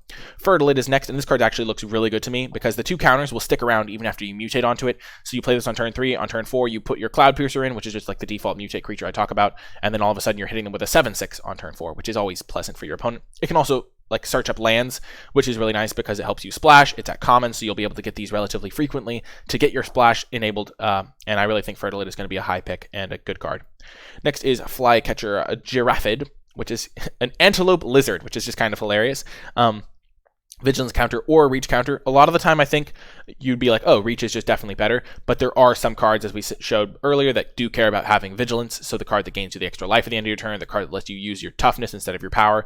So there's definitely times where you'll choose each mode, and reach is definitely going to be a relevant ability in this format as well. You're not really going to mutate onto this, but it'll just be a solid like role player, so definitely a fine card to take in the middle of a pack, especially if you're in the deck that cares about vigilance. Next up, we have Fully Grown, a card that gives your creature trample permanently, which is going to be so nice for some of the big creatures in the format. I'm like, yeah, I think Fully Grown is actually going to be a really good removals, like a really good combat trick because trample is a very relevant keyword when your creatures are going to be so big. Prevents them from getting endlessly chumped by a 1/1 humans. +3/+3 is a fine combat trick. It is a bit clunky. You don't want too many copies of this, but I think 1 copy or maybe 2 in certain decks is going to be really good, but definitely not a high pick. Next is Glowstone Recluse. This also has reach and 2 counters on it whenever it mutates. Makes this actually a really good target for mutate because, again, turn 3 this, turn 4 Cloud Piercer, hit him as a 7/6. It also has, I guess it doubles up on reach then, but still. The 2 counters is actually really nice because you generally want to be able to go 3-drop into mutate. I think 4 is the critical point for mutate. So like imagine playing turn 3 Glowstone Recluse, turn 4 the 3/4 flyer that draws you a card. All of a sudden on turn 4 you're hitting them with a 5/6 flyer with reach. I guess flying with reach isn't really a combo either, but that drew you a card when it entered. Like, what? It's just so punishing. I think Glowstone Recluse is going to be a very high pick and a really good payoff for mutate. And you can even use it later in the game to mutate onto something else to put 2 counters on it. But generally, you're going to want to play this and then mutate onto it rather than the opposite. Also, I just realized that where the creature's head was in this picture, which is kind of funny because I just didn't even realize. I realized it was a spider, and then I realized what it looked like, which if you've already noticed what it is, you probably like, wait, how did he not see that was a spider? But I was just kind of like imagining that this was its back, and then this was like its head, and then it had all these legs, and these were its legs, and then I just realized that was its head, and I was like, oh, obviously. But moving on, we have Greater Sandworm. It is the return of the Greater Sandworm from Hour of Devastation. This card was fantastic there. It's going to be fantastic here. It's got some natural evasion. It's going to be huge. It has cycling. Great payoff for ramping a little bit. And overall, I'm really excited for the return of this card. It's very, very good. You're like, might be thinking, oh, it's a 7-drop though. But it's a 7-drop that has cycling. So you can get rid of it in the early game. And then in the late game, you can actually like just win the game with this type of effect because your opponent can't chump block it. So Greater Sandworm is fantastic and definitely one to keep your eye out for. It also works well if you can put keywords on it like flying, first strike, things like that. This is the type of card that you'll mutate onto, but you'll put the mutate creature under it. So you'll put your Heron on it under this guy and you'll draw your card, make it flying, things like that. Greater Sandworm is fantastic. Next, and I would actually take this card fairly highly. Like if I take this like pick 4, I'm not going to be too unhappy because it's just a massive win condition that has cycling. Next, at least at the moment, that's kind of, I would be fine taking the like pick 4, I think. Things like that. Next up is Honey Mammoth. 6 mana, 6/6. You gain 4 life. This is the type of card you really want to give trample to. Make it into your own Colossal Dreadmaw. We miss you, Colossal Dreadmaw. I hope I didn't offend anybody with that, but that was kind of just a joke. Yeah, hopefully it didn't offend anybody, but yeah. We miss you, Colossal Dreadmaw, wherever you are. Back on Ixalan, back on Iconic Masters, wherever. But yeah, Honey Mammoth is going to be like relatively solid if you have ways to give it trample. Otherwise, I have a feeling it's going to get chumped all day long. It's another one of those creatures that works really well to mutate under it. So you can use the stat line from the Mammoth, but the abilities from the other cards. So giving it flying, things like that. But overall, probably just a reasonable card, not really a high pick. Next is Hornbash Mentor. Putting a trample counter on things like your Mammoth is going to be actually really nice. This is just a 3 mana 3/3 with this ability, which is like 3 mana 3/3 is rock solid. The ability is great. Putting extra counters on trample, which green already has a reasonable amount of trample, is going to be great. So I think Hornbash Mentor is going to be a fantastic card. Definitely worth an early pick, and definitely something that like you can build around a little bit with just like minimal effort by just getting some trample or trample counters in your deck. Next is Humble Naturalist. This is going to be a very good common as well. It lets you mutate out creatures incredibly early because mutating them counts as casting a creature spell, and also it's just like helps you fix your mana if you're splashing. I wouldn't rely on this to fix your mana, but like say you have like an Evolving Wilds, a mountain, and like a way to search out that mountain in your deck other than Evolving Wilds, and then a Humble Naturalist is like a half a source. So you'll have like 3.5 sources for your red splash, things like that. I think Humble Naturalist is going to be quite good. It's a human, so you can't mutate onto it. So you can't. I guess you can't really go turn 2 Naturalist, turn 3 mutate really very often unless you played a 1-drop, but it does accelerate your mana, and it can be a very good card in a deck with so many expensive things. So I think it's going to be a great card. Definitely worth a relatively high pick. Ivy Elemental, I think this is a reprint. I've definitely seen cards that look exactly like this before. Maybe it had a different name though. But this is actually really good in the set because you can play it and put all the counters on it, and the next turn you can mutate, put this guy underneath, it keeps all the counters, and is overall just a pretty good card to mutate onto. This is normally not a very good card because like you're playing behind curve with the creature, but if this is like even a 3 mana 2/2, then the turn 4 Heron is still a 5/6 Heron with flying, or the Cloud Piercer is still a 7/6, things like that. Like the counters are actually really nice. And then like if you play this in the late game in this set, then all of a sudden you have a 7 mana 6/6 with all the counters, and now your opponent has to live in fear of you like making it have trample because of a creature or making it have flying because of a mutate. So Ivy Elemental is actually going to be a pretty good card in the set, so worth a reasonably high pick, like maybe pick 4 or 5 type deal. Next is, I almost talked about a rare again. I almost fell into the trap that I fell into with that octopus. The octopus tricked me, but here we go. Lead the Stampede. This is a reprint, and it's actually going to be pretty reasonable if you build your deck around it. Keep in mind, you want to be hitting at least 2 cards off this, and you want to have odds of hitting like higher than 2. So you want it to be like, you want your on average to be hitting like 2.5 to make up for the times where you hit like 1 card or something like that. But this card is going to be good if you can hit like over like if you have like 23, like if you have like 18 creatures in your deck, you're like a little bit over 2 to hit it. Like you just have to imagine like your percentage of your deck that's creatures. So like if a little bit over half your deck is creatures, you're going to be like 50%. So like say you have 18 creatures, you're probably like 2.2 you're going to hit like 2.2 on average, which is going to be reasonable. It gets better if you have good creatures to go get. I think it's generally going to be like a card that you don't prioritize because it's kind of unreliable and a lot of decks won't want it, but the decks that do want it'll be okay. And so it'll be a card you can get if you need it. Next is Migration Path. This one's sweet, especially for splashing. It ramps you up a ton, gets you your Sandworm on turn 5, which is really cool. And it can cycle in the late game, so not much to dislike. I think this card's actually going to be a pretty high pick. Because it does enable some pretty good splashes. So if you have a card like Migration Path, you're like looking to splash, so you're going to want other ways to get like lands, and you can even like sometimes enable like double splashes if you have a couple of these, though it isn't uncommon, so that's less likely. But I think Migration Path is actually going to be a very good card, probably like a relatively early pick a lot of the time if you can get a ramp deck going, especially a splashing ramp deck. Next is Migratory Greathorn. This card is a pretty sweet mutate. You get a basic land card put on the tapped. So it works really well with things like Migration Path, and you get some nice splashes as well. And overall, just you're getting a card's worth of value when you mutate it, which is exactly what you want. The stats aren't the greatest, but the card advantage is going to be pretty nice, especially if you are planning on ramping. And I'm actually really excited to try a Migratory Greathorn like splash deck, and I think it could really facilitate some really cool things. Next is Monstrous Step. I think this is going to be a pretty sweet removal spell for green. You could like kind of target down things, even though green has a really good removal spell that I'm going to show you in a moment. Giving a creature +7/+7 means that it is going to win the combat pretty much. And if your opponent has a guy back, you can make them block it. And it even has cycling for the times where it's not going to be super relevant. So I think Monstrous Step is actually going to be a very good green card, and one that you'll be willing to take early and just put in any green deck pretty much. Next is Mosscoat Goriak. Not really a huge fan. 3 mana 2/4 with Vigilance. Outside of the Vigilance deck, I don't think you'll ever play this. Even in the Vigilance deck, I don't know how much of a payoff you'd need for Vigilance to play this card. Maybe one of the rare payoffs, but I mean, it's a 3 mana 2/4, so it can't be ever like horrific, but you're not really going to want to mutate onto this because it's already relatively beefy. It doesn't give you like value, just not a huge priority. Next is Plummet, just a sideboard card. Very good sideboard card though. If it was like a Plummet variant with cycling, you'd main deck it, but since this one's just Plummet, you'll just bring it out of the board, and it'll be great when you do. Next is Ram Through. This card is going to be the best green common, almost guaranteed. Like, I can't imagine anything being better than this.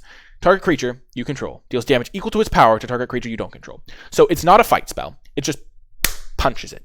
Those are deemed punches because of, like, I don't even know.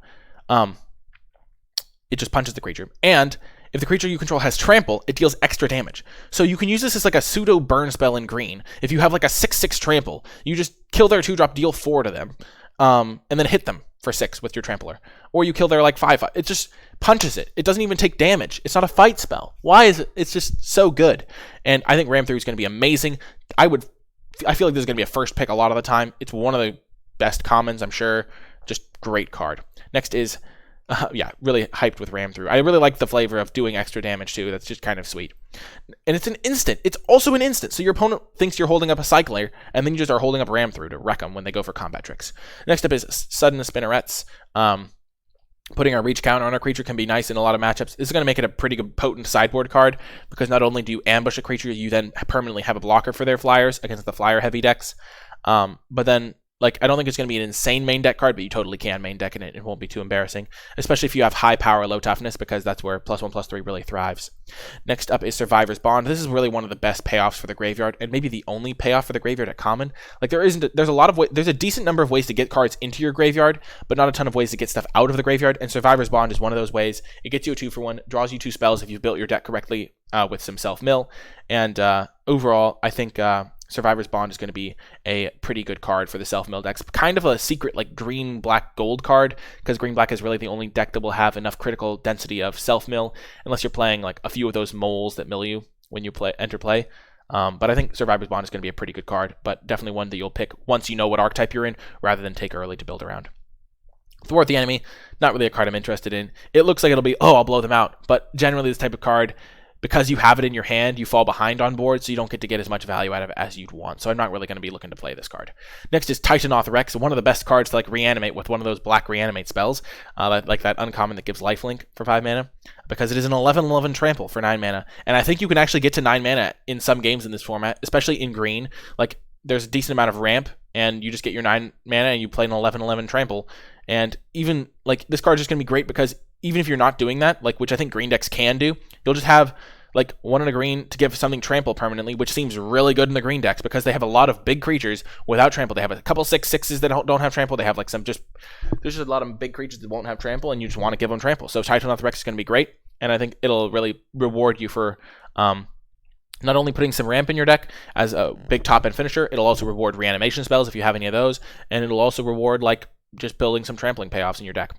Final card of the review is Wilt. Wilt is the type of card that gets exponentially better with cycling, because you can main deck this card, because there's typically going to be some enchantments and artifacts running around, and if you don't see a good target, or you don't see any targets, you can just cycle it. It's going to be a fantastic card. It's going to make enchantments and artifacts passively worse, because you just can expect a green deck is going to have like one of these in the main deck. You aren't going to want to main deck multiples of these, I don't think, but like main decking one is going to be perfectly reasonable. Your opponent's going to play their pacifism on your massive green creature, and you'll just wilt it, and your opponent will be like, wow, I didn't see that coming. And it's an instant, so you can even blow them out with it. So I think wilt is going to be great. I think that this set is looking really good. That is going to do it for the review. If you made it all the way till the end, in the comment section down below, leave hashtag Ikoria review. That's not really creative. Let's come up with something more creative. Hashtag Ikoria all the way through review, because we made it all the way through the Ikoria review, so kind of cool, and it rhymes. So let me know you made it all the way to the end by doing that. Also, leave any questions. I'd love to interact with you and talk about any of the cards that I did mention here. Be sure to hit that thumbs up button if you did enjoy this. If you want to see me cover the rares, let me know by hitting that thumbs up button, letting me know in the comments. Subscribe to the channel so you don't miss any future gameplay. I'm going to be playing in the early access event courtesy of Wizards of the Coast, so thank you so much to Wizards for that early access preview account, but I'm going to be playing in that on April 15th, so if you want to catch me streaming live, you can find me on twitch.tv/NicolaiBolas. Join the NicolaiBolas community Discord server to talk about all things Ikoria, and yeah, that's going to do it for this video. I really do hope you enjoyed it. I do enjoy talking about the cards, so I hope you enjoy hearing my thoughts, and I love hearing yours as well, so let me know your thoughts, and I'll see you in my next video.